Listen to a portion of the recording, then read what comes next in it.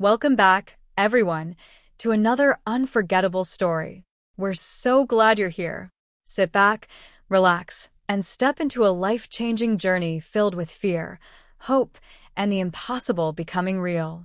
Mark, do you even recognize me? The voice trembled as the words escaped my lips. I actually became a real girl. Funny how an entire life can change in silence. Not during some dramatic argument, not under flashing lights, not in front of a crowd.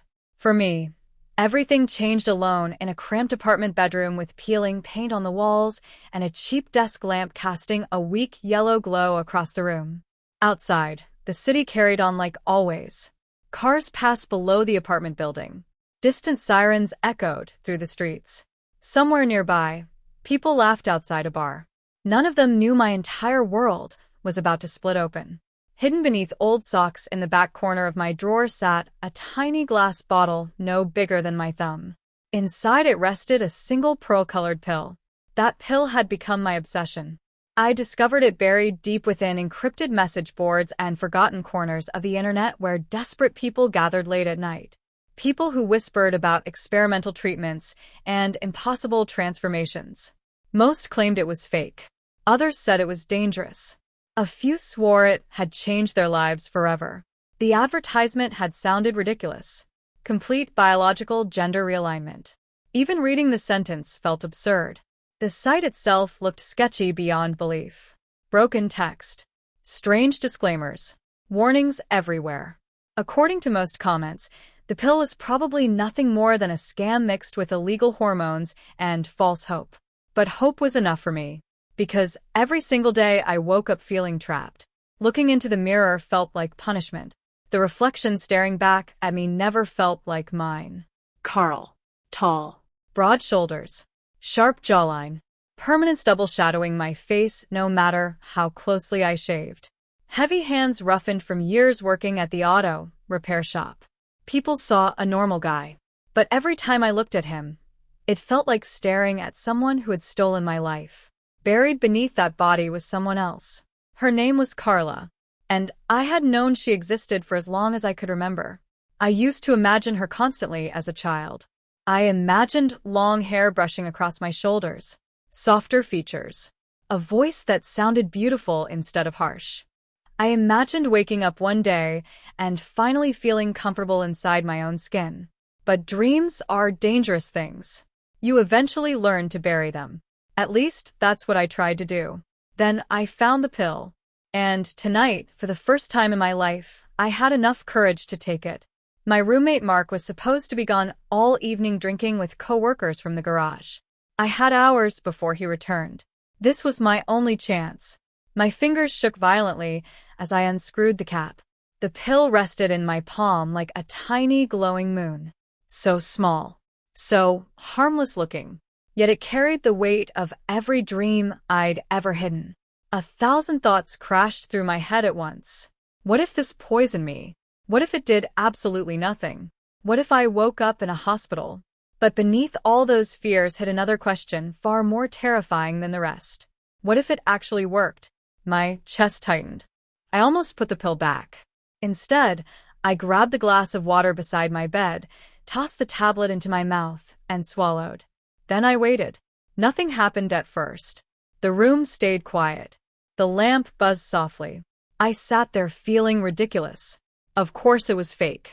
Of course I had wasted money on some fantasy designed to prey on desperate people like me.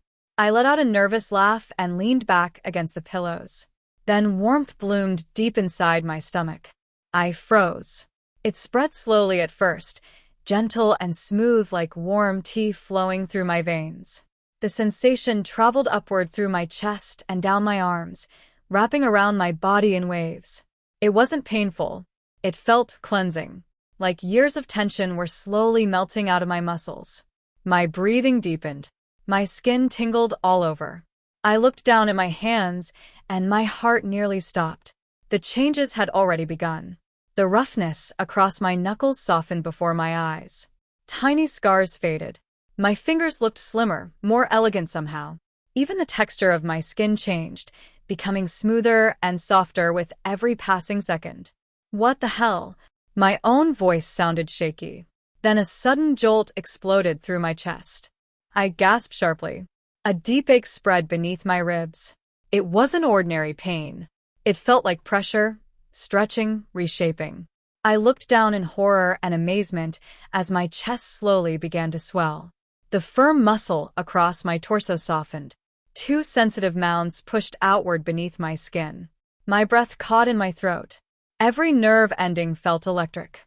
The tenderness intensified rapidly until even the fabric of my shirt brushing against my skin felt overwhelming. My entire body trembled as my chest transformed into soft, unmistakably feminine curves. Oh my God! Tears blurred my vision. Before I could process what was happening, another sensation swept over me. My hair. It suddenly felt heavier. I reached upward instinctively, and my fingers tangled in strands far longer than they had been moments ago. I stared in complete disbelief. Dark brown hair spilled past my ears, then my shoulders, continuing longer and longer until it brushed against the middle of my back. The texture felt impossibly soft. I grabbed handfuls of it, trembling as tears rolled freely down my cheeks. The changes accelerated. My body felt like liquid being reshaped from the inside. My shoulders pulled inward, becoming narrower and more delicate. My waist tightened dramatically while my hips widened with a deep ache that radiated through my pelvis. I doubled over as the structure of my body shifted. The denim jeans I wore suddenly felt too tight around my thighs and hips. The hard muscle built from years of lifting engines softened into smooth curves. Everything was changing. Everything. Then came my throat. A strange tightness formed beneath my jaw. I coughed instinctively, but the sound that emerged made my entire body go still.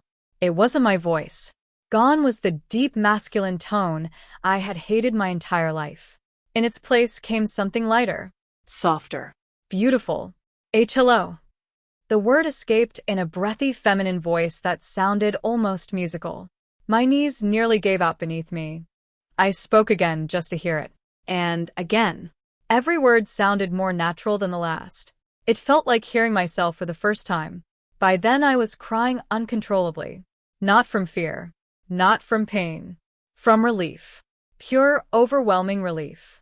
I stumbled toward the full-length mirror standing against the far wall of my room. Usually I avoided looking at it for too long. Tonight, I couldn't look away. Slowly, I raised my eyes to meet my reflection.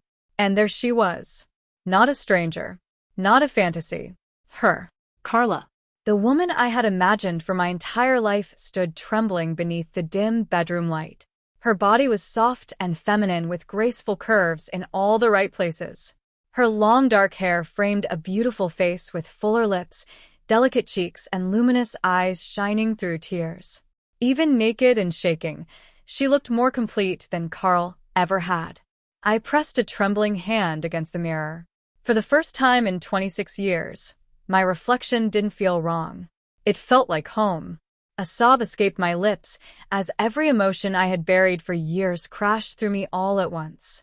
The loneliness, the confusion, the pretending, the endless exhaustion of living as someone I was never meant to be. All of it shattered in that moment. This wasn't becoming someone new. This was becoming myself. Every inch of my body, every heartbeat, every breath screamed the same truth. This is who you were always meant to be. I collapsed to my knees beside the bed, crying harder than I ever had in my life. Not because I was broken, because for the first time, I finally felt whole. I'm real, I whispered between sobs. I'm finally real. And then, the sound of keys rattling outside the apartment door froze my blood cold. Mark. He was home. Way too early. Panic slammed into me instantly. I looked around wildly. My old clothes were scattered across the floor, completely useless now. There was nowhere to hide. No explanation ready. No way to prepare him for what he was about to see. The front door creaked open. I heard his boots against the floorboards. The familiar clink of keys hitting the kitchen counter echoed through the apartment. Then his voice called out casually from the living room. Carl? You home? I couldn't answer him. The moment I opened my mouth, everything would become real. My new voice would give me away instantly. I stood frozen in the middle of the bedroom, clutching Mark's jacket tightly around my transformed body while panic thundered through my chest. Outside the locked door, I could hear his footsteps moving closer down the hallway. Each step made my heart race harder. Please, just go to your room. Please don't come in here. But the footsteps stopped directly outside my door. The doorknob rattled sharply. Locked. A tiny breath of relief escaped my lips. Carl? Mark called through the wood, his voice muffled but concerned. You okay in there? You've been weirdly quiet tonight. I pressed my back against the wall, unable to move. My pulse hammered so violently, I thought he might hear it through the door. I needed to say something. Anything. But what could I possibly say? Hey Mark, surprise, your best friend accidentally turned into a woman tonight? The thought alone almost made me laugh hysterically. Carl, seriously, he said again, concern deepening in his voice. Open up. Then I heard metal jingling. My stomach dropped. The emergency key. Of course he still had it. Before I could react, the lock clicked. The door swung open. And everything stopped. Mark stood frozen in the doorway, wearing his grease-stained work shirt, his jacket slung over one shoulder and a six-pack of beer dangling loosely from his hand. For a long second, neither of us moved. His eyes widened slowly. Then the beer slipped from his fingers. Glass exploded across the hardwood floor. Beer sprayed everywhere. But Mark didn't even flinch. He was staring directly at me, at the naked woman standing inside his roommate's bedroom. His mouth opened slightly, but no sound came out at first. The confusion on his face was almost painful to watch. His brain was desperately trying to make sense of something impossible. I saw fear flicker across his expression. I had to stop him before panic took over. Before he screamed. Before he called the police. Mark, I whispered desperately, raising trembling hands. Please don't freak out. My own voice startled him immediately. It was soft, feminine, completely unfamiliar. His eyes widened even further. It's me, I stammered. It's Carla. The name sounded strange and beautiful spoken aloud. I swear you know me. Mark looked like he'd forgotten how to breathe. His gaze darted over me in disbelief. My long dark hair, my smaller frame, the curves of my body barely hidden beneath his jacket. Then his eyes locked onto mine. And something inside him hesitated. Because despite everything else changing, the eyes were still mine. What the hell, he breathed. His voice sounded hollow. Who are you? The words pierced straight through my chest. What did you do to Carl? Tears instantly filled my eyes. Of course, that's what he thought. How else could this possibly look? From his perspective, his best friend had vanished, and some unknown woman was standing in his bedroom claiming impossible things. No, I said quickly, shaking my head so hard strands of hair whipped around my face. No, Mark, please listen to me. My voice cracked apart with panic. It's me. It's really me. He stared without blinking. The pill, I whispered. The one I ordered online. The one you said was probably fake. Recognition flickered faintly across his face. You remember, I continued desperately. The forums, the websites, all that stuff I kept reading late at night. His expression shifted slightly. Confusion mixed with realization. I gestured helplessly at myself. It worked. The room fell silent except for the slow dripping of spilled beer onto the floorboards. Mark's breathing looked uneven now. I could practically see his mind fighting against reality. He knew about my secret obsession. He knew how miserable I'd always been inside my own skin. Even before I ever confessed anything directly, I think part of him had always known something about me was hurting. He just never imagined this. No one could. I watched his eyes carefully as he looked me over again. Not in a cruel way. Not even in disbelief anymore. He was searching. Searching for Carl beneath the impossible. And slowly, he found him. Or maybe her. I saw it happen. The fear in his face softened first. Then came recognition. Then something heartbreakingly gentle. Carl, he whispered quietly. This time it wasn't an accusation. It was hope. I nodded frantically. tears streaming freely down my face now. "Yes," I sobbed. "Yes, it's me." For a moment, he just stood there frozen. Then suddenly, he crossed the room in 2 quick strides. I tensed instinctively, unsure what he was going to do. But instead of recoiling or yelling, Mark carefully removed the jacket from his shoulder and wrapped it around me more securely. The warmth of it settled over my trembling body. That simple act nearly broke me emotionally. The jacket smelled like motor oil, coffee, and the faint scent of his cologne. Familiar. Safe. Grounding. "You're shaking," he murmured softly. My throat tightened. "I'm scared," I admitted. Mark exhaled slowly and rubbed the back of his neck, still visibly overwhelmed. "You look," he started before stopping himself. His eyes moved across my face again. Then he shook his head slightly, almost laughing in disbelief. "You look happier than I've ever seen you." That sentence hit harder than the transformation itself. Not weird. Not horrifying. Not unnatural. Happy. Out of everything he could have focused on, that's what he noticed first. The tears pouring down my cheeks turned softer then. Warmer. I clutched the jacket tighter around myself and lowered my head as emotion overwhelmed me. For years I'd hidden every part of myself from the world. And somehow my best friend saw through all the fear immediately. He saw me. The adrenaline slowly faded after that, leaving behind an entirely new awareness of my body. Everything felt hypersensitive. Every movement sent unfamiliar sensations through me. My hips swayed naturally when I walked. My long hair brushed against my shoulders and neck constantly, sending tiny chills across my skin. Even the air itself felt different against my body now that my skin was softer and more delicate. It was overwhelming. Like I'd spent my entire life wrapped in heavy armor, and someone had suddenly peeled it away. Mark noticed my disorientation almost immediately. "You need clothes," he said gently. I nodded awkwardly. Instinctively, I reached for one of Carl's old shirts lying nearby, but the second I pulled it on, it hung off me awkwardly, like oversized fabric draped over a stranger. Mark gave a small, helpless smile. "Yeah, I don't think your old wardrobe's gonna work anymore."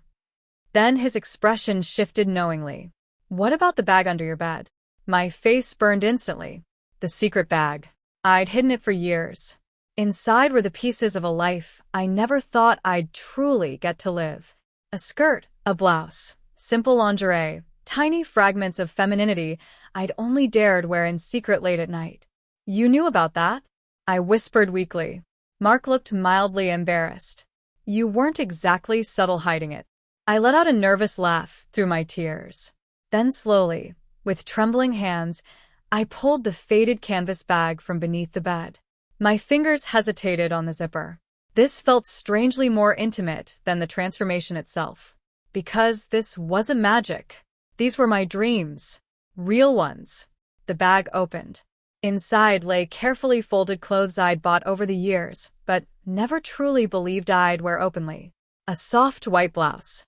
A navy blue skirt. Simple black lingerie tucked neatly at the bottom. Mark instantly turned around. "I'll clean up the beer," he muttered awkwardly, clearly trying to give me privacy. My hands shook as I picked up the bra. It looked deceptively simple until I tried putting it on. After several failed attempts and increasingly frustrated muttering, I finally managed to clasp it behind my back. The moment the soft fabric settled against my chest, I froze. The feeling was indescribable. Not embarrassment, not shame. Comfort, support, rightness. For the first time, my new body didn't feel temporary or unreal. It felt like mine. I slowly pulled on the panties next, then stepped into the skirt and buttoned the blouse carefully over my chest. The fabric brushed softly against my skin. The skirt swayed gently around my thighs with every movement. I stood before the mirror again. But this time I wasn't staring at some shocked naked stranger. I saw a woman. A real woman. And for the first time in my life, I loved the reflection staring back at me. When Mark finally returned carrying a dustpan, he stopped dead in the doorway again. His eyes widened slightly. Not from shock anymore. Something else. Something softer. "Wow," he said quietly. The simplicity of it made me laugh nervously. But the happiness didn't last long. Reality began crashing down around me almost immediately afterward. My job. My legal identity. My parents. My entire life. The weight of it all slammed into me at once. What have I done? I whispered weakly as I sat on the edge of the bed. Mark quietly set the dustpan aside and sat beside me, leaving respectful space between us. For a moment he said nothing. Then he rested a warm, steady hand against my shoulder. You didn't ruin your life, he said quietly. You finally started living it. I looked over at him, stunned silent. His expression was calm, certain, and completely sincere. Whatever happens next, he continued, you're not dealing with it alone anymore. That promise settled deep inside my chest. And for the first time since the transformation began, I believed maybe I could survive this. The next morning felt surreal. For one disorienting moment after waking up, my brain expected everything to be normal again. Expected to still be Carl. But the second I moved beneath the blankets, reality returned. Soft skin. Long hair spilling across the pillow. The gentle weight of breasts beneath the oversized shirt I'd borrowed from Mark to sleep in. I stared at the ceiling for several quiet seconds, then slowly smiled.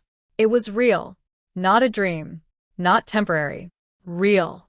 And strangely enough, I'd never felt more peaceful in my entire life.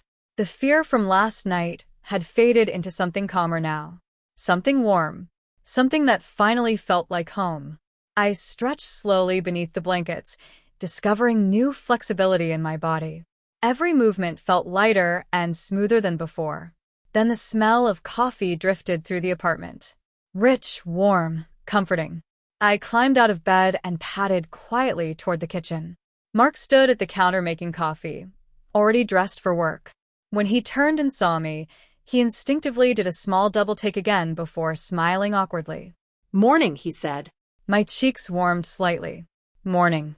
The sound of my new voice still sent little thrills through me every time I heard it.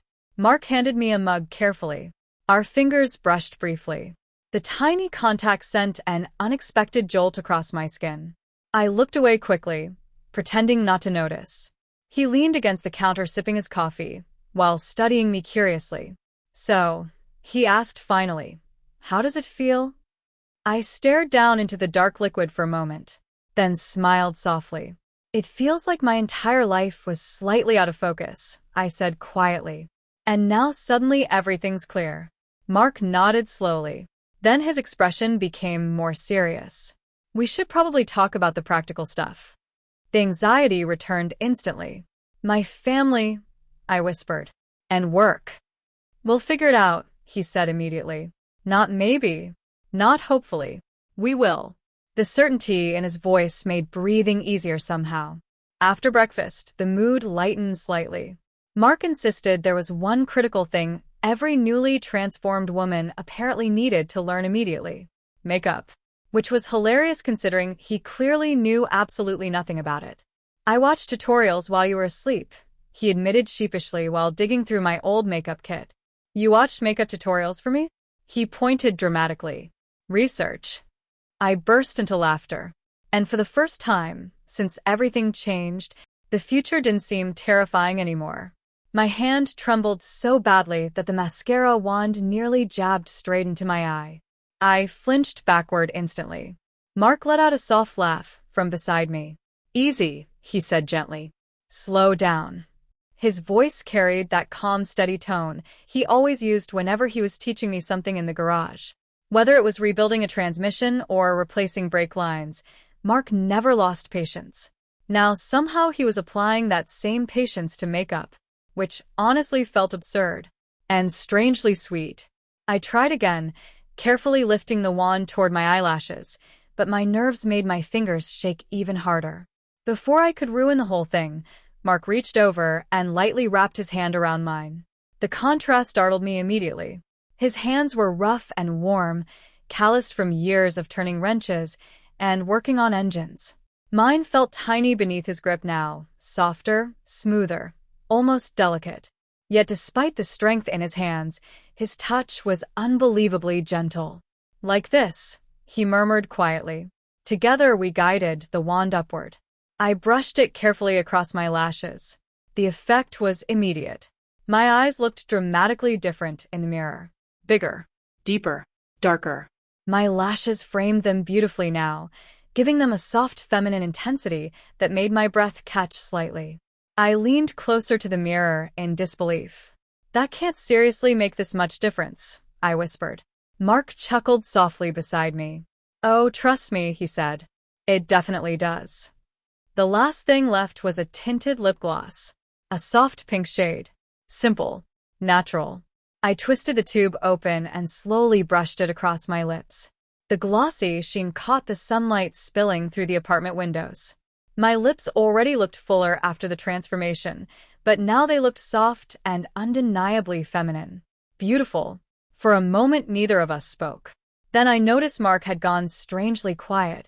I turned toward him curiously. He swallowed hard.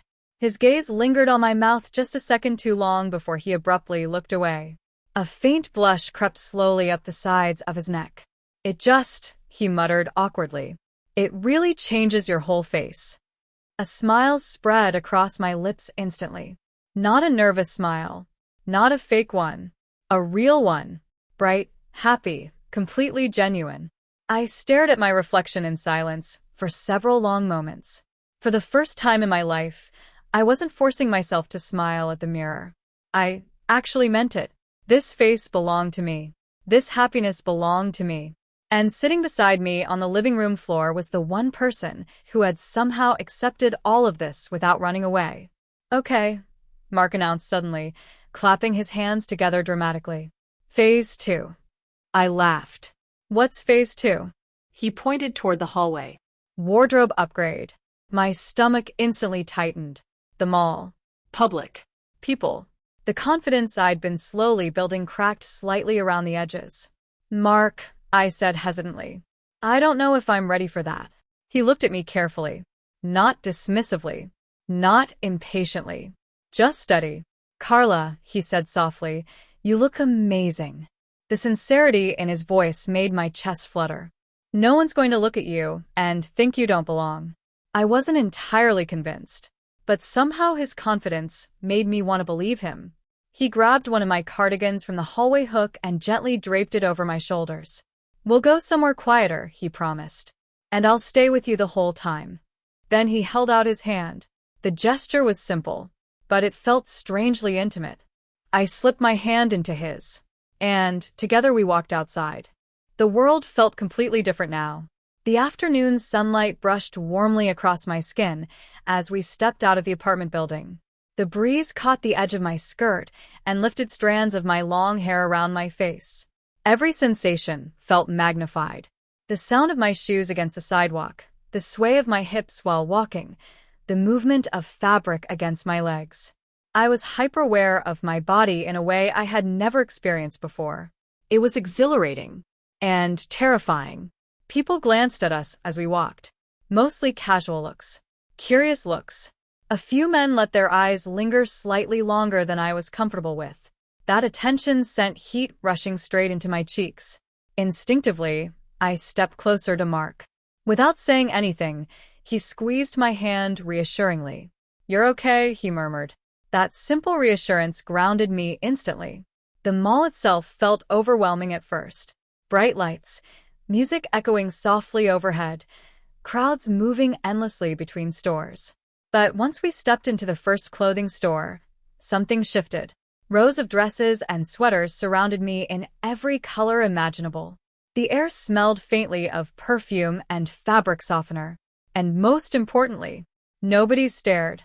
Nobody questioned me. A sales associate with stylish silver earrings smiled warmly at us as we entered. Let me know if you need help finding sizes, she said casually. That was it. No hesitation, no suspicion, no double takes. She saw me exactly as I wanted to be seen. A woman shopping for clothes. The validation hit so hard I nearly felt dizzy. For the next 2 hours, the entire experience became surreal in the best possible way.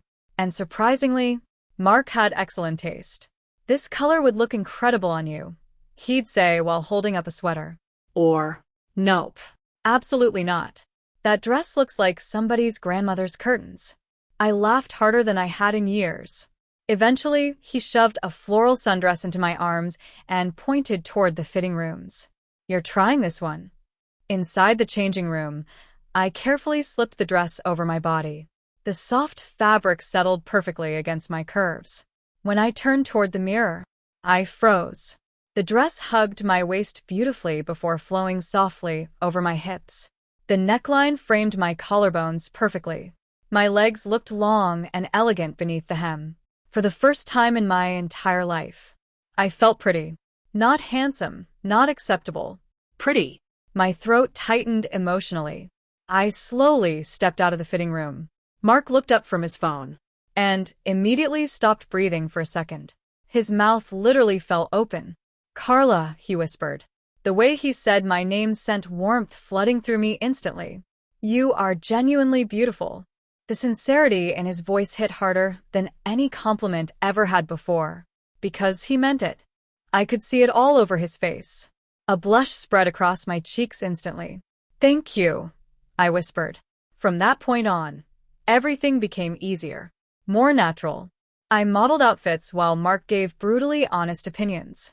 A pair of fitted jeans made me feel confident. A soft sweater made me feel cozy and feminine. A sleek black dress made me feel unexpectedly powerful. Then came the lingerie section. I nearly turned around immediately. Mark just shrugged awkwardly. Hey, he said defensively, cheeks pink. Foundation matters. I burst into laughter. Inside the fitting room, I nervously tried on a matching emerald green lace set. The delicate fabric hugged my body perfectly. When I looked at myself in the mirror this time, I noticed something entirely new. Confidence. Not fake confidence. Real confidence. A quiet awareness of my own beauty. It was intoxicating. Then came shoes. Specifically heels. Which turned out to be a terrible idea. These are impossible, I complained after wobbling dangerously across the store. Mark grinned shamelessly. You're doing great. I'm literally dying. You've taken 3 steps. The 4th step betrayed me completely. My ankle twisted slightly, and I pitched forward with a startled yelp. Before I could fall, Mark caught me instantly. One arm wrapped around my waist while his other hand pressed firmly against the small of my back. Suddenly, I was flush against him. The world seemed to stop moving. I could feel the warmth of his body through our clothes. His hand against my back burned like fire. I looked up slowly and found him staring directly at me.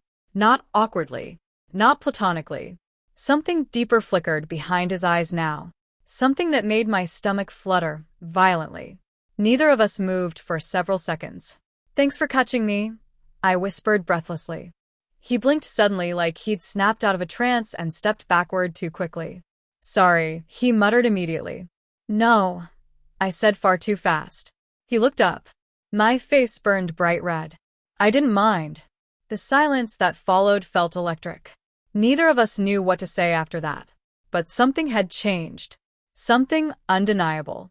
By the time we returned home carrying bags full of clothes, I felt lighter than air. This wasn't pretending anymore. This was my life now. Back at the apartment, the evening turned playful. I couldn't stop trying everything on.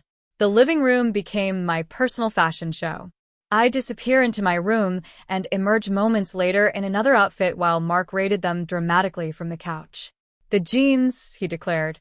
Absolutely criminal. I laughed. What does that even mean? It means you look unfairly good. Next came the black dress. Mark stared openly for several seconds before simply muttering, dangerous. That answer made me laugh so hard I nearly tripped again. Finally, I reappeared wearing the floral sundress from earlier. This time Mark didn't joke. He simply looked at me quietly, then smiled. That's the one, he said softly. The one. The outfit where I really saw you. The warmth in his voice made my chest ache. The entire evening felt impossibly normal after that. Pizza boxes spread across the coffee table, music playing softly in the background, laughter filling the apartment. For the first time in forever, I felt at home in my own life. Eventually, Mark returned carrying his laptop and a thick stack of printed papers.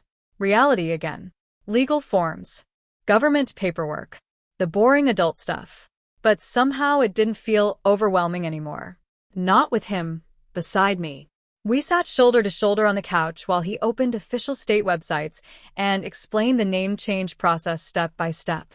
When he handed me the first form and I saw the blank line labeled New Legal Name, my breath caught. Carl Jensen. Becomes Carla Jensen. It felt surreal. Terrifying. Beautiful. My hand shook slightly while holding the pen. Immediately Mark covered my hand gently with his own. "You're okay," he said softly. "You're real." With his warmth steadying me, I signed the name slowly for the first time. Carla Jensen. The second the ink touched paper, a thrill rushed through my entire body. That was me. Not someday. Not secretly. Me. We spent hours filling out forms together. DMV applications, court petitions, social security requests. The process should have been exhausting. Instead, it felt healing. At one point, I leaned against his shoulder absent-mindedly while reading one of the forms. He stiffened slightly, then relaxed, letting me stay there. The warmth between us felt natural now. Comfortable. Dangerously comforting. Later, while Mark talked on the phone with his sister, I found myself watching him quietly from across the room. The familiar curve of his smile, the focused crease between his brows, the kindness that always seemed effortless for him. But now, I saw him differently. Not just as my best friend, not just as the boy I grew up beside. I saw a man, a strong, gentle man who had accepted the impossible without hesitation and helped me rebuild my entire life from scratch. And somewhere deep inside my chest, something new began unfolding. Something soft. Something terrifying. Something that felt suspiciously like falling in love. When he finally hung up and looked back at me, I quickly looked away. "You okay?" he asked. I smiled nervously. Yeah. But my heartbeat betrayed me completely. The next morning felt peaceful in a way I had never experienced before. There was no confusion anymore.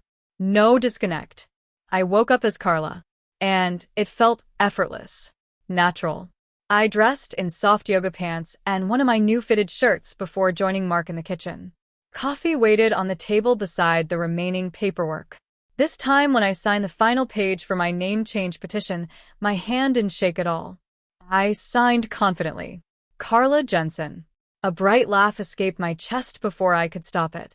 Mark smiled immediately. "Feels good." "Incredible," I admitted. He reached across the table and squeezed my hand gently. "I'm proud of you." The words wrapped around my heart warmly. But despite the happiness filling the apartment, one dark cloud still remained. Work. The garage. My old life. I couldn't avoid it forever. Mark noticed my expression change instantly. "You're thinking about Dave," he said quietly. I nodded. "I have to call him." "You want me with you?" The offer came instantly. I smiled softly. "Just stay nearby." He moved behind my chair and rested both hands firmly on my shoulders. Solid, warm, supportive. I opened my contacts list. Carl's entire old life still sat there waiting for me. My thumb hovered over Dave's number, then finally pressed call. The phone rang twice. Miller's Auto. Dave speaking. My throat tightened instantly. For one terrifying second, I almost hung up. Then I felt Mark squeeze my shoulders reassuringly. I inhaled slowly and found my voice. A woman's voice. My voice. "Hi, Dave," I said steadily. "It's Carla Jensen." The unfamiliar name hung in the air between us, and for the first time, I truly believed it belonged to me.